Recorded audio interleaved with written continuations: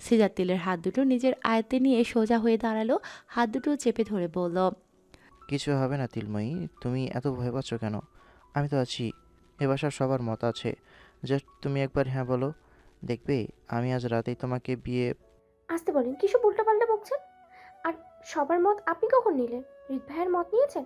উফ, আমি তো ভাবতেই পারছি না আপনি এত সাহস কোথায় পেলেন? সিজাত আচমকাই তিলকে টেনে নিজের বুকের সাথে মিশিয়ে নিয়ে বলল, দেখো, আমার হার্টবিটটাও শুধু তোমার নামই জপছে।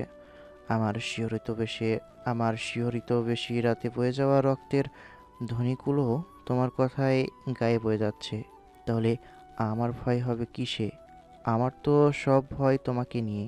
তুমি যদি না বলে দাও তাহলে আমার হৃদস্পন্দনগুলো থেমে গিয়ে ইন্তিকাল করবে, আর সাথে আমিও। তিল নিজেকে ছাড়াতে গিয়ে ওর চোখ ঠেকল হৃদের ওপর।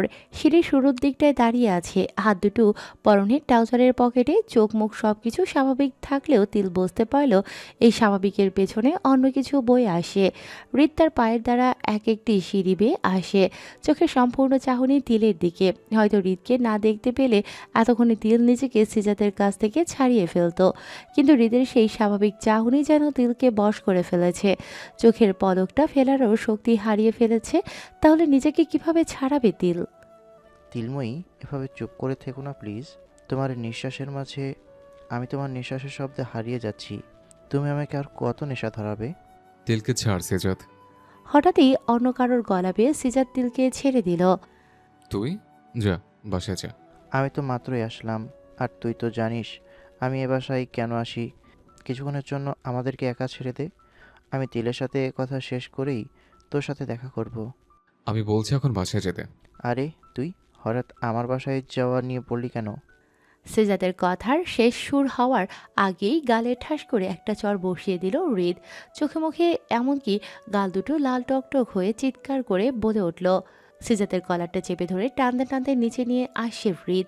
হৃদের এমন ভয়ঙ্কর চেহারায় তিল ভয়ে কেঁপে ওঠে, কিন্তু এই ভয়কে ফেলে তিল দৌড়ে এসে হৃদের হাত থেকে সিজাতকে বাঁচানোর চেষ্টায় বলে ওঠে। ছাড়ুন না, কেউ উনি ব্যথা পাচ্ছে। তিল হৃদের হাত দুটো আলগা করতে গেলে হৃদ ঠাস করে একটা চর বসিয়ে দেয় তিলের গালে। হৃদের থাপ্পড়ের গতি তিলকে ছিটকে ফেলে দেয়ালের সাথে। সিজাতকে টানতে টানতে মেন দরজার কাছে নিয়ে আসে হৃদ, ধাক্কা দিয়ে বাইরে বের করে বলল, শুধু বন্ধুত্বের খাতিরে বেঁচে গেলে। তোকে যেন আর কখনো আমার বাড়ির আশেপাশে রাস্তাটাতেও না দেখি। হৃদ দরজা আটকাতেই ওর মা বাবা ছুটে এসে বলল, কি হয়েছে রিত? কেমন জানি শব্দ পেলাম, তিলকে দেখলাম কাঁদতে কাঁদতে রুমে চলে গেল। আর তোকে এমন দেখাচ্ছে কেন? একটা পাগলা কুত্তা ঢুকে গিয়েছিল আম্মু, তিলকে কামড়াতে চেয়েছিল, তাই ও ভয়ে কেঁদে ফেলেছে। তোমরা তো জানোই ও কত ভীত। পাগলা কুত্তা? কই, কোথায় ঢুকেছে? আমি মেরে বের করে দিয়েছি, আর কখনো আসার সাহস পাবে না। হৃদ বাবা মাকে রেখে নিজের রুমে চলে গেল। হৃদের বাবা হৃদের আম্মুকে উদ্দেশ্য করে বলল, হৃদ, একটু চোখে চোখে রেখে তো। কেন জানি মনে হচ্ছে আমি ওর দেশে ছোটবেলার হৃদের ছায়া দেখতে পাচ্ছি। তখন তো ওরা ছোট ছিল, তাই সামলে নিতে পেরেছি, কিন্তু এখন কিন্তু ওরা ছোট্টটি নেই, দুজনেই প্রাপ্তবয়স্ক। তুমি সবসময় আমার সোনার টুকরো ছেলেকে নিয়ে এত সন্দেহ করো কেন বলো তো? ছোটবেলা অবুঝ ছিল, তাই অমন করেছে। এখনও অবুঝের মতো কাণ্ড করবে নাকি? আজ এত বছর পর ছেলেটা আমার বুকে ফিরে এসেছে, তোমার সেটা সহ্য হচ্ছে না? তুমি এত হিংসুটে হবে জানলে আমি কখনোই তোমাকে বিয়ে করতাম না। কি, আমি ভূতের সাথে বিয়ে করব? তাহলে এখনো পড়ে আছো কেন? তোমার বাবার কবরে গিয়ে বলো তোমাকে আরেকটা বিয়ে দিতে। এত আদরে মেয়ে ছিলে তুমি। উনি নিশ্চয় তোমার কষ্ট দেখে খবর শুয়ে থাকবে না। কোনো এক ভালো ভূতের সাথে তোমাকে বিয়ে দিয়ে দিবে, তখন শান্তি মতো ভূতের সাথে সংসার করবে। তুমি আমাকে পেতনি বললে? আজ রাতে তোমার খাবার বন্ধ, আমিও দেখব তোমাকে কে খেতে দেয়। আরে, আমি তোমাকে পেতনি বললাম কখন? ভূতেরা তো পেতনিদেরকেই বিয়ে করে, তাও সেই হিসাবে তো তুমি আমাকে পেতনি বলছো। রাতের খাবার গ্রহণের তাগিদে সকলেই খাবার টেবিলে বসেছেন। হৃদের বাবাকেও বসানো হয়েছে, কিন্তু তার সামনে খালি প্লেট দেয়া আছে। হৃদের মায়ের ধারণা, খাবার সামনে বসে চোখের সামনে খাবার রেখে না খেতে পারাটাই সব থেকে বেশি কষ্টের। আর তিনিও তার স্বামীকে কষ্টকর শাস্তিটাই দিতে চান, যাতে পরবর্তীতে তাকে আর পেতনি বলার সাহস না পান। তিল সব সময়ের মতো আজকেও হৃদের সামনাসামনি বসেছে, কিন্তু অন্য দিনের মতো আজকে হৃদের দিকে তাকাচ্ছে না। তাকাবেও না, কেন তাকাবে? অমন পাষণ্ড ভাইয়ের দিকে সে আর তাকাবে না, তাকে নিয়ে আর স্বপ্নের মালা গাঁথবে না, যে শুধু কষ্টই দেয়, একটু ভালোবাসা দেয় না। তাকে নিয়ে চিন্তা ভাবনা করা আর 2 কেজি চাল থেকে হাফ কেজি মরা চাল বেছে ফেলার সময় ওয়েস্ট করা একই কথা। ডালের বাটি এদিকে দিত। তিলের ভাতের মধ্যে আঁকা হাজারো আঁকিবুকির মধ্যে বাধা দিয়ে বসলো হৃদ। তিল শুনেও না শোনার ভান করে ডালের বাটিটা উপর করে সবটা ডাল নিজের প্লেটে ঢেলে দিল। হৃদ কিছু বলতে যাবে তার আগেই তিল চেয়ার টেনে উঠে চলে গেল। পেছন থেকে আব্বু আম্মু এমনকি বড় আব্বুর ডাককেও অগ্রাহ্য করার শক্তিটা কুড়িয়ে নিল তিল। সেটাতে তিলের সাথে আরেকজনও ক্ষুধায় ছটফট করেছে, যা তিল জানতেও পারল না। পেটের ভেতর ইঁদুরের ছোটাছুটির জন্য তিল ঘুমোতেও পারছে না, তবু আজ খাবে না। কেন খাবে না সেটা তিলের না জানলেও চলবে। তিল বিছানা ছেড়ে লাইটটা নিভাতে গিয়েও থমকে গেল। মনে মনে কিছু একটা ভেবেই তিল দরজায় ছিটকিনি লাগিয়ে নিল। বন্ধ রুমের মধ্যে লাইট নিভিয়ে ঘুমানোর সাহস পেল না তিল। ঘড়ির কাঁটা কিছুটা ঘুরতেই দরজায় নক করার শব্দ পেল তিল। ঘড়ির দিকে তাকিয়ে দেখে 3:20। এত রাতে তার দরজায় কে আসতে পারে বুঝতে বাকি রইল না তিলের। তিলের মনে হলো দরজায় এক একটা নক করার শব্দ তার রুমের দরজায় নয়, তার পেটের ভেতরে থাকা কলিজায় গিয়ে লাগছে। আর কি শাস্তি দেওয়ার বাকি আছে আপনার? রাত হলেই আপনার আমাকে কষ্ট দেওয়ার কথা মনে পড়ে। একটু ভালোবাসতে ইচ্ছে করে না? প্রত্যেকটা রাতেই কেন শাস্তির নামে কষ্ট পার করবেন? একটা রাতও কি ভালোবাসার হতে পারে না? খুলবো না আমি এই দরজা, দেখি কত পারেন। আপনি দরজা ভেঙে আসুন। সব শাস্তিগুলো এত সহজে দেবেন? তা তো হতে পারে না। এটা না হয় বল ক্ষতি করে দিলেন। তিল মনে মনে কথা আওড়াতে আওড়াতে কানে ইয়ারফোন গুঁজে দিল। ফোন ঘেটে একটা ঝাঁকানাকা গান ছেড়ে ফুল সাউন্ড দিল। বিছানায় শুয়ে একটা বালিশ নিচে আর একটা কানের ওপর দিয়ে কাত হয়ে শুয়ে পড়ল। সে কিছুতেই গান ছাড়া অন্য কোনো শব্দ শুনতে চায় না, কারণ এই দরজা খোলার জন্য হৃদ ভাইয়ের বল নয়, তার কণ্ঠে তিল নামটাই শোনায় যথেষ্ট। হৃদ কয়েকবার দরজায় নক করে থেমে গেল, কিন্তু সেখান থেকে নড়ল না। নিজের হাত দুটো গুটিয়ে এক দৃষ্টিতে দরজার দিকে তাকিয়ে রইল। সকাল সকাল ঘুম থেকে উঠে কলেজের ড্রেস পরে নিল তিল। নিজেকে ঠিকঠাক মতো গুছিয়ে ব্যাগটা কাঁধে নিতে নিতে রুম থেকে বের হতেই হৃদের চোখে চোখ পড়ে। ড্রয়িং রুমে টিভি ছেড়ে বসে থাকলেও এখন তার মাথাটা উল্টো করে তিলের দিকে ঘোরানো। তিল হৃদের দিক থেকে চোখ সরিয়ে মেন দরজার কাছে গিয়ে মেজাজটা পড়তে থাকে। আমাকে এক গ্লাস পানি দিয়ে যাও তো তিল। তিল জুতোয় পা ঢোকাতে ঢোকাতে ভাবলো পানি দেবে নাকি দেবে না। শুনেছে কেউ পানি চাইলে না করতে নেই, এমনকি শত্রুরাও পানি চাইলে দিতে হয়। হৃদ ভাইয়া তো আমার ভালোবাসা। আমি জুতো থেকে পা বের করে হাঁটা ধরতেই মন পাল্টে গেল। তৃষ্ণার্ত মানুষ পানি চাইলে না করতে নেই, কিন্তু আপনি তো তৃষ্ণার্ত না হৃদ ভাইয়া। আমার পা আটকে গেল। চিৎকার করে নিজের বাবাকে ডেকে বললাম, আব্বু, তোমার কোন বন্ধুর ছেলে নাকি আমাকে বিয়ে করে সুইজারল্যান্ডে নিয়ে যাবে বলেছে। ওনাকে বলে দিও আমার ছোটবেলা থেকে অনেক শখ বরফের পাহাড়ে উঠবো। আর ওনাকে বলো আজকেই যেন কাজী সহ সবাইকে নিয়ে হাজির হয়। আমি কলেজ থেকে এসে কবুল বলবো। সত্যি মা, তুই রাজি? হুম। তিলের বাবা খুশিতে প্যান্ট শার্টের পকেটে হাতড়াতে লাগলো। এত ভালো সুযোগ সে কিছুতেই মিস করতে চায় না। তিল কিছুতেই ক্লাসে মন বসাতে পারছে না, শুধু থেকে থেকেই কান্না পাচ্ছে। সুইজারল্যান্ড চলে গেলে তো আর তার হৃদ ভাইয়াকে তার আর দেখা হবে না, তার সাথে কথা বলাও হবে না। সে কি ফোন করে বাবাকে না বলে দেবে? তিল ব্যাগের মধ্যে লুকিয়ে রাখা ফোনটা বের করেছে তো আবার ঢুকাচ্ছে। কি করবে কিছুই বুঝতে পারছে না। ক্লাসে এমন অমনোযোগী হওয়ায় পুরো ক্লাসে কান ধরে দাঁড়িয়ে থাকতে হলো তিলকে। এদিকে তার আর ফোন করাও হলো না। এতক্ষণে নিশ্চয়ই ওর বাবার বন্ধু ডক্টর সাহেব কাজে নিয়ে হাজিরও হয়ে গেছে। তিল একরাশ মন খারাপ নিয়ে বাসার গেটে ঢুকে পড়ল। ধীর পায়ে কদম ফেলে ফেলে এগোতে মেন দরজা খুলে দেখতে পেল ভেতর থেকে বিভিন্ন রান্নাবান্নার সুবাসও পাচ্ছে তিল। তার মানে ডাক্তার সাহেব চলে এসেছেন? উনি কি কবুলে বলে ফেললেন, নাকি আমার সামনে বলবে বলে ওয়েট করে আছেন? তিল মেন দরজাটা দিয়ে ভেতরে ঢুকতেই তার চোখ স্থির হয়ে গেল ড্রয়িং রুমে বসে থাকা মানুষদের দেখে। কাঁধ থেকে ব্যাগটা ঝপ করে নিচে পড়ে গেল। তিল অবাক নয়নে সবার দিকে তাকিয়ে রইল। একটা সোফাতে তার আব্বু পা দুটো উঁচু করে সমানতালে বকে যাচ্ছে আর চোখের পাড়ি ফেলছে। তার সাথে আম্মু, বড় আব্বু আর বড় আম্মু দুগালে হাত দিয়ে তাকিয়ে তাকিয়ে কান্না করে দেখছে। কিন্তু এখানে হৃদকে না পেয়ে চোখটা একটু ঘুরোতেই টিভির সামনে সোফাতে দেখতে পেল মাথা নিচে কুশনটা দিয়ে রেখে শুয়ে আছে, ডান পাটা বাম পায়ের উপর হালকা ভাঁজ করা হাঁটুর উপর। টিভিতে গানের সাথে সাথে তাল মিলিয়ে পাও নাচাচ্ছে। তিল বুঝতে পারল না আসলে কি হয়েছে। ভালো করে বোঝার জন্য জুতোসহ ড্রয়িং রুমে ঢুকতে নিলেই হৃদ বলে ওঠে, তুই কি আমাদের দেশের প্রধানমন্ত্রী হয়ে গেছিস? যেভাবে আবর্জনা মাখা জুতা পায়ে রুমে ঢুকেছিস, তোর জন্য কি বাসাতে 10-10টা চাকরানি রাখবো? আমার বাবার কি টাকা বেশি হয়েছে নাকি? তোর বাবার টাকার বেশি হয়েছে যে এখন তোর জুতোর মালের পেছনে খরচ করতে হবে? হৃদের কথায় তিল তেলে বেগুনে জ্বলে উঠল। মনে হলো সারা শরীরে ফোসকা পড়ে যাচ্ছে, সাথে সাথে ব্যথাও শুরু হয়ে গেছে।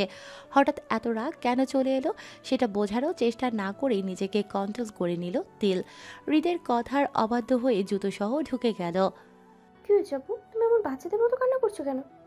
তিলের কথায় ওর বাবা রহমত আলী সোফা ছেড়ে উঠে দাঁড়িয়ে বলল, সরি রে মা, আমি তোর বিয়েটা দিতে পারলাম না, তোকে সুইজারল্যান্ড পাঠাতে পারলাম না, আমাকে ক্ষমা করে দিস। বিয়ে দিতে পারলে না মানে? ডাক্তার সাহেব আসেননি? এসেছিল, কিন্তু এসেই আমার হাত পা ধরে বলতে শুরু করলো তোকে নাকি বিয়ে করতে পারবে না। অথচ তুই যাওয়ার পর আমি যখন ফোন করে বিয়ে করার কথা বললাম, ও তো খুশিতে ফোনেই আমাকে আব্বা করে ডাকা শুরু করলো। এমনভাবে ডাকলো যেন আমার নিজের ছেলে। তাহলে হঠাৎ বিয়ে করবেন না বললো কেন? আর তোমার হাতই ধরলো কেন? এইটা ডাক্তারি নমুনা? আমাকে হাতে পায়ে ধরে অপমান করা? ওই ডাক্তারি আমি ছুটিয়ে ছাড়বো, মানহানির মামলা করব। জেলে বসিয়ে বাসি রুটি খেয়ে যখন পেটে ডায়রিয়া হবে তখন নিজে নিজেই চিকিৎসা করবে। তিল বকতে বকতে নিজের রুমে চলে এলো। ফ্যানটা ফুল পাওয়ারে ছেড়ে দিয়ে খাতা থেকে একটা খাতা বের করে মাথায় বাতাস করতে লাগলো। এত বেশি গরম লাগছে কেন? মনে হচ্ছে গরমে মাথাটা পুড়ে যাচ্ছে। চুলগুলো খুলে দিয়ে মাথায় কলেজের ড্রেসের সাথে সেটে যাওয়া স্কার্ফটা খুলে নিল, অ্যাপ্রনের বোতামগুলো আলগা করে নিল। এ কি, তুই অ্যাপ্রনের নিচে জামা পরিস না? এমন পাতলা সিমেন্স পরে কলেজ যাস? তোর লজ্জা লাগে না? সব তো দেখাই যাচ্ছে। হৃদের কণ্ঠে তিল নিজের বুকের দিকে তাকাতেই বুঝতে পারল বোতাম খোলার ফলে বুকের পাশটাতে অ্যাপ্রনটা কিছুটা সরে গেছে, কিন্তু সে তো কিছুই দেখতে পাচ্ছে না। তোর মতো কানারা কিছু দেখতে পাবে না। আমি তো এত দূর থেকে সব দেখতে পাচ্ছি, আর নিজের জিনিস নিজেই দেখতে পাচ্ছিস না। তিল তাড়াতাড়ি অ্যাপ্রনের বোতাম লাগিয়ে হৃদের দিকে সরু নয়নে তাকিয়ে রইল। দরজার কাছটাতেই দাঁড়িয়ে আছে, ভেতরেও ঢুকছে না, বাইরেও যাচ্ছে না। ইস, রুমের দরজাটা যে কেন লাগালাম না? আবার কোন ভয়ঙ্কর শাস্তির মুখোমুখি হবে না তো? আমি ওয়াশরুমে ঢোকার কথা ভাবতেই মনে পড়ে গেল, উনি চাইলে তো বাইরে দিয়েও আটকে দিতে পারেন। তাহলে আমি কি ওনাকে বের হয়ে যেতে বলবো? আমি বললেই কি উনি শুনবেন? তিল কিছু বলার আগেই হৃদ টপ টপ করে রুমে ঢুকে পড়ল, বিছানায় বসেই পড়ল। এত জোরে ফ্যান ছেড়েছিস কেন? আমার তো শীত করছে। তোর কি একাই এত গরম লাগে যে বাংলাদেশের সব বিদ্যুৎ তুই একাই ভোগ করবি? কলেজে কি পড়তে যাস নাকি কিভাবে সম্পদের অপচয় করতে হয় তা শিখতে যাস? হৃদ তিলের দিকে হাত বাড়াতেই তিল দৌড়ে রুম থেকে বের হয়ে যায়। আমি আর আপনার মুখোমুখি হতে চাই না, আপনার দেওয়া কষ্টের স্বাদ নিতে চাই না। আমি কষ্টের সাগরে ডুবে পরিপূর্ণ হয়ে গেছি রিত ভাইয়া। আমি জানি ডাক্তার সাহেবের পায়ে ধরার পেছনে আপনার হাত আছে, কিন্তু আমিও হয়তো অল্পতেই হাল ছাড়বো না। নৌকার বইটা শক্ত করেই ধরবো।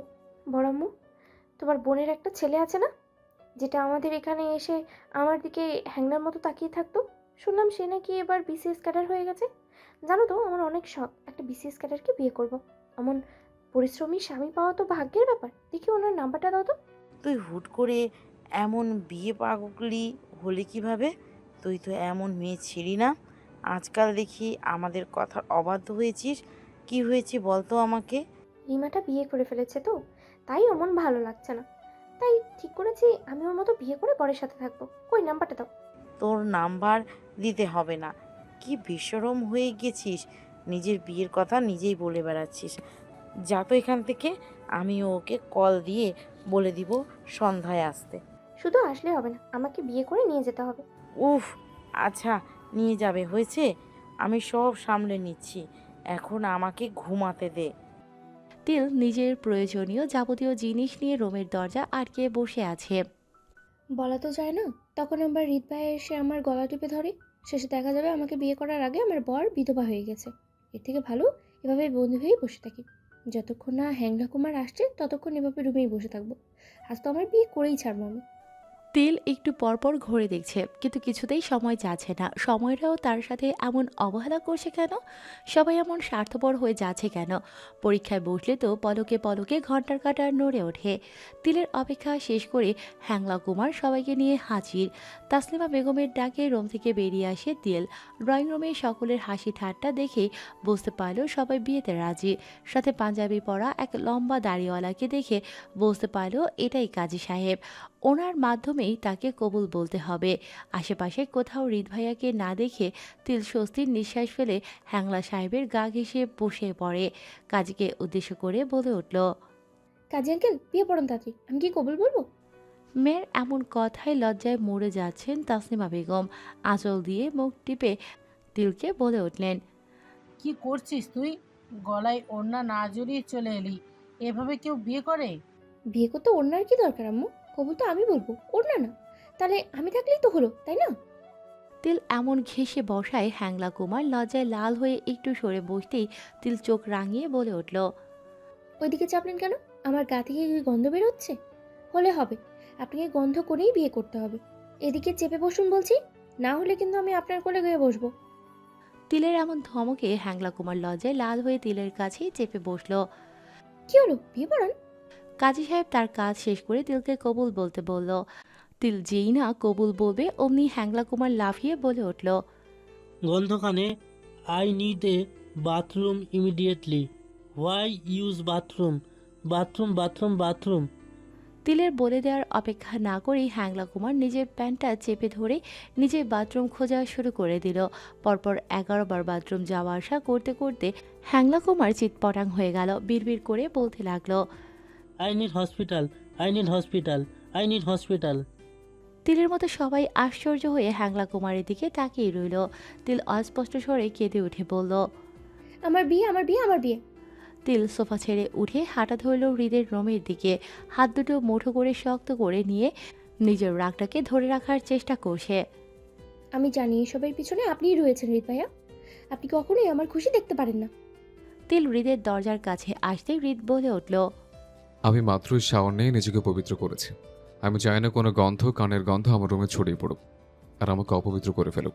সো এখন তোর ভেতর আসা নিষেধ। হৃদের কথায় তিলের রাগ হাতের মুঠো থেকে মাথায় চড়ে বসলো। ঠাস করে দরজা খুলে রুমে ঢুকেই তিলের মুখটা হা হয়ে গেল। হৃদ ভাইকে এমন টাওয়াল পরিহিতভাবে কখনোই দেখেনি তিল। অনলি টাওয়াল তো দূরে থাক, কখনো খালি শরীরে দেখেছে নাকি সেটাও মনে পড়ছে না। অমর খালি শরীরে টাওয়ালের সাথে হৃদের ভেজা চুলগুলোকে তিলের কাছে লোভনীয় কোনো আইসক্রিমের মতো লাগলো, যার নিচের দিকে পাতলা কাগজে মোড়ানো থাকে আর উপরটাতে মিল্ক আর স্ট্রবেরি মেশানো জমাট বাঁধা আইস, যার উপরে ছোট ছোট চকলেটের টুকরো ছিটিয়ে দেওয়া রয়েছে। হৃদের ভেজা চুল থেকে টপ টপ পানির ফোঁটাকে যেন মনে হচ্ছে চকলেটের টুকরোগুলো গলে গলে নিচে পড়ে যাচ্ছে। তিলের ইচ্ছে হলো এমন আইসক্রিম সে এক কামড়ে গিলে ফেলতে, না পারলেও তার জীবনটাই বৃথা। মানা করার পরও তুই আমাকে অপবিত্র করে দিলে তিল। কতদিন ধরে গোসল করিস না যে তুই এমন তিল থেকে গন্ধকণে হয়ে গেলি? হৃদের ঝাঁঝালো কথায় তিলের হুঁশ ফিরে আসে। মুখটাকে বন্ধ করে হৃদের দিকে এগোতে এগোতে ঝাড়ি দিতে থাকলো। আপনার সমস্যা কি? ছোটবেলা থেকে আমার পেছনে পড়ে আছেন কেন? আমি আপনার কোন চুলে আগুন দিয়েছি যে আপনার লঙ্কাকাণ্ড পড়ে গেছে? আপনার অকারণে দেওয়া প্রত্যেকটা আঘাতকে আমি যখন ভালোবাসায় রূপান্তর করতে শিখলাম, তখন তো আপনি ইউকেতে বিদেশিনীদের মন দিয়ে বিজি। আপনার কি মনে হয় আমি কিছুই জানি না? রিমা আমাকে সবই বলেছে, দেখাতে চেয়েছি, কিন্তু আমি ইচ্ছে করে দেখিনি। মনে মনে রাগ লেগেছিল আপনার সাথে। আমার জন্য আপনি আপনার ফ্যামিলি ছেড়ে এত বছর ধরে দূরে থাকেন দেখে আমি প্রতি সেকেন্ডে সেকেন্ডে অপরাধী হিসেবেই ভুগেছি। আপনাকে দেখার জন্য, ক্ষমা চাওয়ার জন্য বিছানায় ঘুমের ঘোরেও ছটফট করেছি। একসময় মনে হলো হয়তো আপনি আমাকে ভালোবাসতেন, তাই এমন পাগলামি করেছেন। তাই আপনার কাছে ক্ষমা চাওয়ার বদলে ভালোবাসা দিতে চেয়েছিলাম, কিন্তু আপনি। তিলের কথার তালে তালে পা ও সামনে এগোচ্ছে আর হৃদ পেছাতে পেছাতে বলল, আমি কি? আপনি জানেন আমার ছোটবেলা থেকে কত সাজগোজের প্রতি আকর্ষণ ছিল, কিন্তু যখন দেখলাম সেই সাজগোজ আমার কাল হয়ে যাচ্ছে, হাজারটা ছেলে আমাকে তখন তাদের রানী হিসেবে পেতে চাইছে, তখনই আমি ওইটাকে ছেড়ে দিয়েছি। আমার ক্লাস টিচার মাহিল স্যার পাগল ছিল, আর উনি যখন আমাকে বিয়ের প্রস্তাব দেন আপনার জন্য, সেটাও ছুঁড়ে ফেলে দিয়েছি। গান বাজনা, হাসি ঠাট্টা, ঘোরাঘুরি, বন্ধু বান্ধব সব কিছু ফেলে দিয়ে নিজেকে নিজেই বন্দি করে আপনার অপেক্ষায় দিনকে দিন গুনেছি। অথচ আপনি এসে আমার সব কিছু টিস্যুর মতো নাক মুছে ফেলে দিলেন। তাতেও আপনার শান্তি হয়নি। সেই ছোটবেলায় স্মৃতিগুলোকে পুনরায় জাগ্রত করলেন। আর কাল আমি কি করেছিলাম? আমাকে কেন থাপ্পড় মারলেন? আপনার দেওয়া এত কঠিন কঠিন আঘাতের থেকেও কালকে থাপ্পড়টা 1000 গুণ বেশি ব্যথা দিয়েছে আমাকে। আমার হৃদয়টা চুরমার করে দিয়েছে। আর আজ যখন আপনাকে ছেড়ে দূরে চলে যেতে চাচ্ছি, তখন আপনি কেন এমন করছেন? কি চান আপনি? আমি মরে যাই? কিভাবে মরবো বলুন? বিষ খেয়ে নাকি গলায় দড়ি দিয়ে? তিল কথা শেষ করার আগে ওর ঠোঁটে নিজের ঠোঁট ডুবিয়ে দিল হৃদ। তিলের কোমরটা ডান হাতে পেঁচিয়ে নিজের খোলা বুকের সাথে মিশিয়ে শক্ত করে জড়িয়ে নিল।